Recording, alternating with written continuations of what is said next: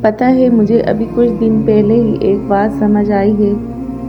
ہم نے گھر کا کوئی چھوٹا سا کام بھی کرنا ہے، چاہے وہ کسی کو پانی کا گلاس بھی پکڑانا ہو یا گھر کی صفائی کرنی ہو، ہمیں سب کام غرض اللہ کی رضا اور خوشنودی حاصل کرنے کے لیے کرنے ہوں گے، کسی بھی انسان سے صلے کی امید رکھے بغیر بھی، کیونکہ وہ انسان تو خود بہت کمزور ہے میری طرح، وہ مجھے کیا صلہ دیں گے۔ اس لیے آپ کوئی بھی کام کرنے لگے، گھر کا ہو، آفس کا ہو، صفائی کا ہو، چاہے آپ خود نہا دھو کر صاف ستھرے کپڑے بھی پہن رہے ہیں، تو یہ کہیں کہ اے اللہ پاک، یہ کام آپ کی رضا حاصل کرنے کے لیے کر رہی ہوں، تاکہ آپ مجھ سے راضی رہیں، اور اس کا میں آپ سے بہترین صلہ چاہتی ہوں۔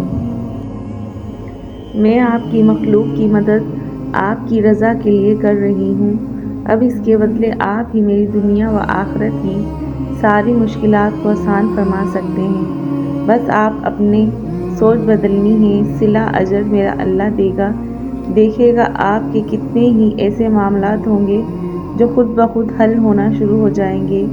انشاءاللہ میرا رب راضی رہے تو دنیا خود بخود راضی رہنے لگتی ہے۔ جزاک اللہ۔